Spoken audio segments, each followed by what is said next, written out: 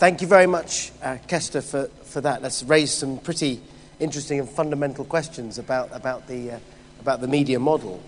I'd just like to ask you about branded content, which is an area where many advertisers, including Diageo, are moving into quite rapidly.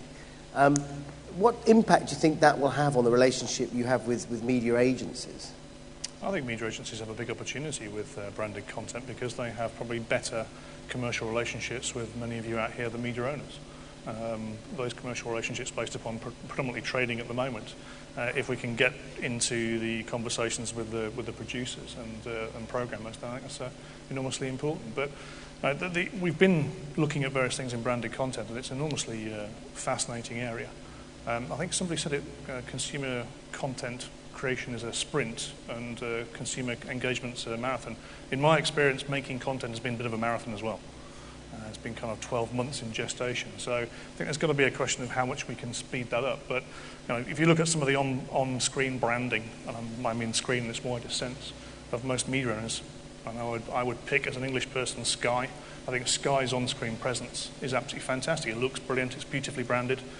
So I would have no issue with asking them to kind of come up with something. And we work with media owners in the States and elsewhere to come up with branded content ideas. And I think that can live and sit very very easily in the ecology at the moment where everything's in flux.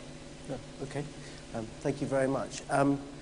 What do you think about the other business models? I mean, there's famously Anomaly began in the States and now in offices around the world that will try and earn a percentage of the intellectual property that it might create for a client, or even have some sort of equity relationship. There are other agencies, Coke is doing this, where they're creating new brands but giving some equity to the young agencies that are going to help promote that new brand. Is that something that you can see as a growing area in the way you might remunerate your partners? Yes, I do. I think the different remuneration models, getting away from commission completely, would be very useful. I'm not sure how you can really motivate an agency on commission when they're looking at owned and earned media. So it doesn't work mathematically. So we're looking at a number of different areas of some form of much more output focused. And looking at the efficiency of the model, there's no point asking an agency to work with a fixed fee when actually you might want to motivate them to get the job done more quickly, but kind of sharing the success. Because we want things to marketplace much more quickly than we did before and done better. So the output KPIs, and we judge our agencies in the same way as we are judged, which is based upon performance. And we try and be fair, so therefore the KPIs we have for an agency are no different to our own. We touched on some issues with AB InBev yesterday, who have some planning function, part of their business in the States. Other advertisers, Swatch is another good example, that have got some more in-house media expertise. Do you think that more clients may be going down that route because the ease to market for your brands is just getting easier through technology and through channels and through data exchanges? So do you see this something that you may experiment in as a company yourself? Possibly, yes. I think you need to be very, very careful. Being a media agency is not a core business of ours, and the amount of data you require to do the job properly and the relationships you need to do the job properly are most important. And also, how do you motivate people? What's the career path for somebody who comes into an agency within the client? Are they there for the next 20 years of their life? I mean, how do they move through the business? And I think that's easier now, but it's something which we have looked at Diageo probably 10 years ago, but actually have moved away from. So we'll manage media, but we won't actually do media.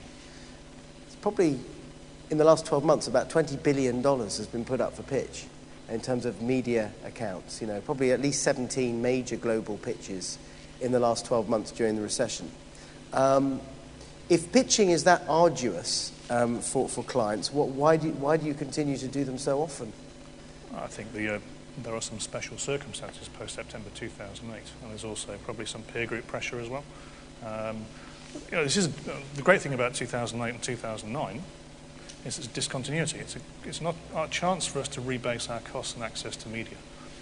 I didn't hear much rumblings of discontent between 2001 and 2008 when companies like mine were paying a lot more for media. So it is a natural part of the cycle. What we've tried to do is remember that the people we're dealing with are going to be people we're dealing with next year and the year after. And there's no point being such a tough negotiator that you have to deal with nobody and no favours left. So we've gone for as much value in the marketplace as we could possibly get, recognising that we do need to build key relationships of value as well. There is going to be a future, and we're going to need the people and the brands and the media brands especially to promote our brands. So it is a long-term game. Short-term wins can lead to some long-term pain. Do you think innovation, by your definition, could mean, what I'm saying is not necessarily pejorative, but does it mean trying to get more for less?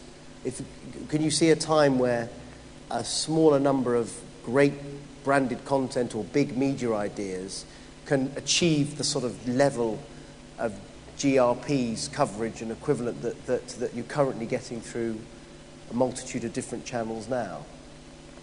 Possibly, yes. I think the one thing to always recognise about the marketplace today is it's just so complex.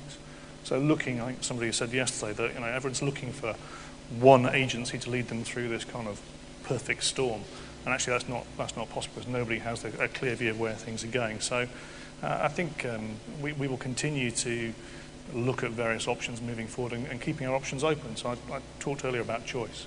I do like having the choice of different directions we can go in depending on the prevailing winds, and everybody's learning at the moment. There's not one agency out there who knows everything.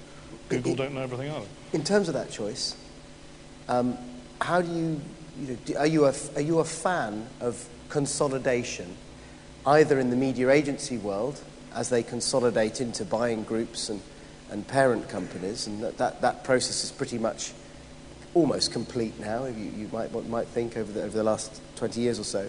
And are you also a fan of consolidation when it comes to some of the major media owners that witnessed recently, obviously, the relationships with MSN and Yahoo? So, what's your view on that in terms of the way you look at the marketplace? Well, we've benefited from consolidating our spend into one agency. So when I first joined Diageo 9 years ago, we had the brands separate in probably about 20 marketplaces.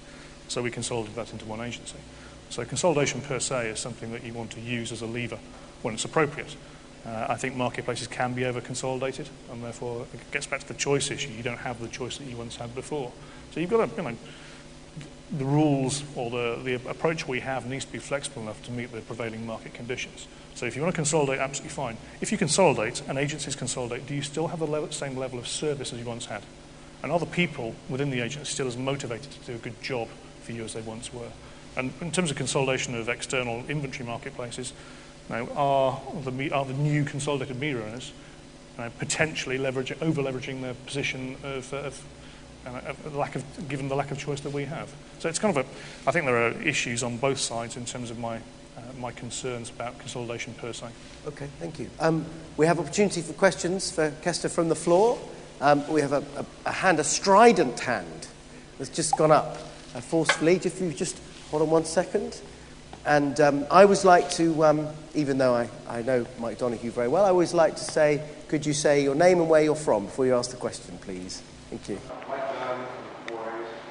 Hello. How are you?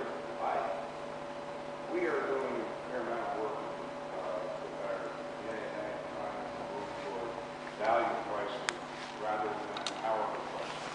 Now, from a procurement standpoint, is that too squishy a concept to pay an agency? No, not at all. I mean, get my words back. A basic cost per thousand is a very blunt tool.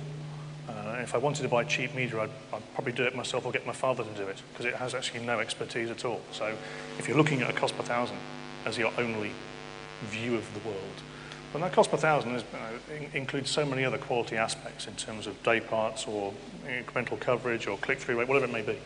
So I think cost per thousand is a good start. What I'd like to get to is an understanding and metrics of how much incremental volume the brands can sell. I know that's fairly utopian, but engagement metrics I think we'll look at. Certainly kind of cost per reach point in kind of traditional media and stuff like that.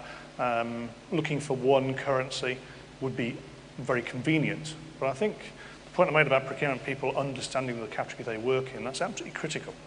If you're looking for one answer, and that's the only answer you're going to get, that you want to get, then you'll be disappointed. You have to have an intelligent and mature view of what your definition of value is and find the metric or metrics that meet that definition of value.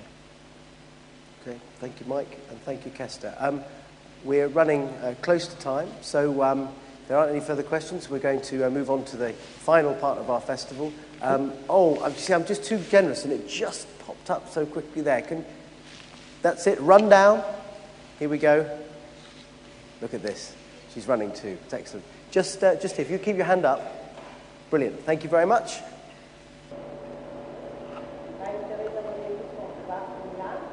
Hello. Yesterday, we saw the presentation from Diageo talking about the marketing communication. How this process should be fit in your process or part of the definition last before? I think Jack did a great presentation on the kind of the future of the media agency.